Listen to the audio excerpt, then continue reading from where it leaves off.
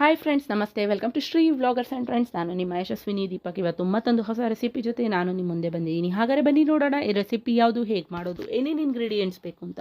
ಮೊದಲಿಗೆ ಇದ್ರ ಹೆಸರು ದಿಢೀರ್ dosa, instant dosa, highly protein filled dosa. ಹಾಗಾದರೆ ಇಂಗ್ರೀಡಿಯೆಂಟ್ಸ್ ನೋಟ್ ಮಾಡ್ಕೊಳ್ಳಿ. 1 ಕಪ್ ಹೆಸರು ಕಾಳು, 1 ಕಪ್ ರಾಗಿ ಇದ್ದರೆ ಸಾಕಾಗುತ್ತೆ. ಇದನ್ನು ಚೆನ್ನಾಗಿ 4 ರಿಂದ 5 ಸತಿ ಎರಡೂ ತೊಳೆದು ಒಟ್ಟಿಗೆ ಕೂಡ ನೆನೆ ಹಾಕ್ಬೋದು, ಬೇರೆ ಬೇರೆ ಕೂಡ ನೆನೆ ಹಾಕೋಬೋದು.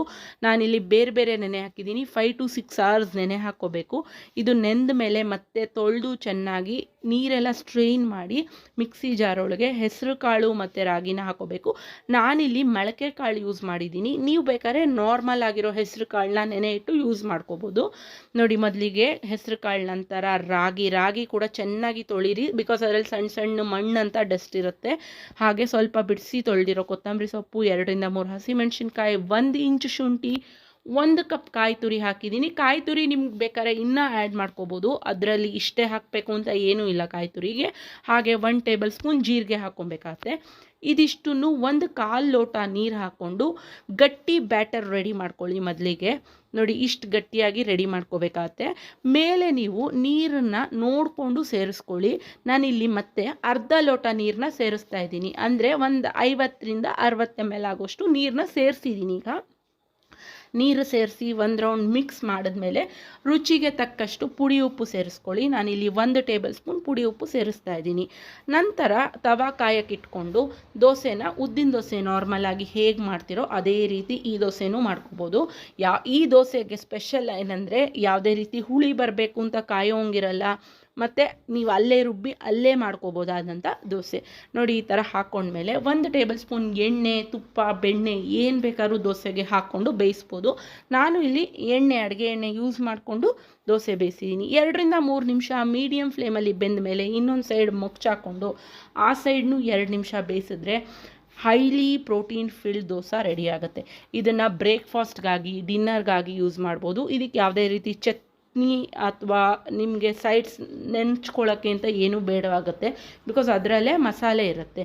ಆ್ಯಂಡ್ ಮಕ್ಕಳಿಗೆ ಗೊತ್ತಲ್ವ, ಯೂಶ್ವಲಿ ಪನ್ನೀರ್ ಆ ಥರ ರೆಸಿಪೀಸ್ ಇಷ್ಟ ಆಗುತ್ತೆ ಅಂದ್ಬಿಟ್ಟು ನಾನು ಮಕ್ಕಳಿಗೋಸ್ಕರ ಒಂದು ಪನ್ನೀರ್ ಸ್ಟಫಿಂಗ್ ರೆಡಿ ಮಾಡಿದ್ದೀನಿ. 2 ಈರುಳ್ಳಿನ ಸಣ್ಣಕ್ಕೆ ಹೆಚ್ಕೊಂಡು ಸ್ವಲ್ಪ ಕೊತ್ತಂಬರಿ ಸೊಪ್ಪು ತೊಳೆದಿರೋದನ್ನ ಹೆಚ್ಚಿಟ್ಟಿದ್ದೀನಿ. 100 ಗ್ರಾಮ್ ಪನ್ನೀರನ್ನ ತುರಿದು ಇಟ್ಕೊಂಡಿದ್ದೀನಿ.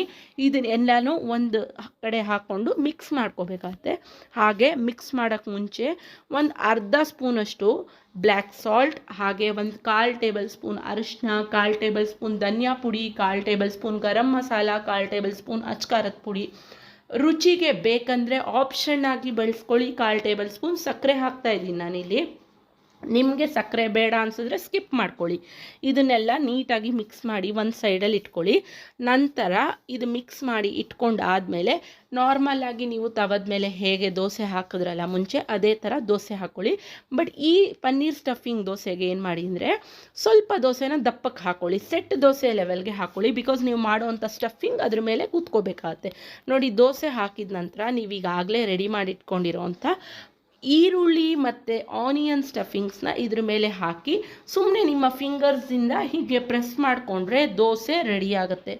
ಈ ದೋಸೆ 1-2 ನಿಮಿಷ ಬೆಂದಾದಮೇಲೆ 1 ಟೇಬಲ್ ಸ್ಪೂನ್ ನಾನಿಲ್ಲಿ ತುಪ್ಪ ಹಾಕ್ತಾ ಇದ್ದೀನಿ. ಪನ್ನೀರ್ ತುಪ್ಪದಲ್ಲಿ ಬೆಂದರೆ ಚೆನ್ನಾಗಿರುತ್ತೆ ಅಂತ. ಸೊ ಹಾಗೆ ನೀವು ಏನು ಬೇಕಾದ್ರೂ ಹಾಕ್ಕೋಬೋದು. ಎಣ್ಣೆ, ಬೆಣ್ಣೆ, ತುಪ್ಪ ಏನಾದ್ರು ಹಾಕ್ಕೊಂಡು ಬೇಯಿಸ್ಕೋಬೋದು. ಈ ದೋಸೆನ ಮಗುಚ್ಕೊಂಡು ಕೂಡ ಬೇಯಿಸ್ಕೋಬೇಕು. ಮಗುಚ್ಕೊಳ್ಳೋವಾಗ ಸ್ವಲ್ಪ ನಿಧಾನಕ್ಕೆ ಮಗುಚ್ಕೊಳ್ಳಿ. ಬಿಕಾಸ್ ಪನ್ನೀರ್ ಸ್ಟಫಿಂಗ್ ಈಚೆ ಬರಬಾರ್ದು. ನೋಡಿ, ಇಲ್ಲಿ ನಾನು ಬೇಯಿಸಿದ್ದೀನಿ. ಇದನ್ನು ಇನ್ನೊಂದು ಸೈಡು ಬೇಯಿಸ್ತಾ ಇದ್ದೀನಿ. ಹಾಗೆ ಈ ದೋಸೆ ರೆಡಿ ಆದಮೇಲೆ ನಿಮಗೆ ಈ ಥರ ಕಾಣುತ್ತೆ.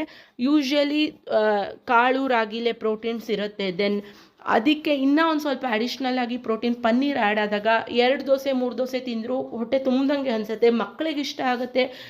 ಈ ರೆಸಿಪಿನ ನೀವು ಕೂಡ ಟ್ರೈ ಮಾಡಿ ಹೇಗಿದೆ ಅಂತ ನನ್ನ ಕಮೆಂಟ್ ಬಾಕ್ಸ್ನಲ್ಲಿ ಬರುತ್ತೆ ತಿಳಿಸಿ. ಈ ವಿಡಿಯೋ ನೋಡೋದಕ್ಕಾಗಿ ಧನ್ಯವಾದಗಳು. ಮುಂದೆ ಮತ್ತಷ್ಟು ಹೊಸ ರೆಸಿಪಿಗಳ ಜೊತೆ ನಾನು ನಿಮ್ಮ ಮುಂದೆ ಬರ್ತೀನಿ. ಅಲ್ಲಿವರೆಗೂ ನೀವು ನನ್ನ ಚಾನಲ್ ಸಬ್ಸ್ಕ್ರೈಬ್ ಮಾಡಿಲ್ಲ ಅಂದರೆ ಈ ಕೂಡಲೇ ಸಬ್ಸ್ಕ್ರೈಬ್ ಮಾಡಿ, ಲೈಕ್ ಮಾಡಿ, ಶೇರ್ ಮಾಡಿ, ಕಮೆಂಟ್ ಮಾಡಿ.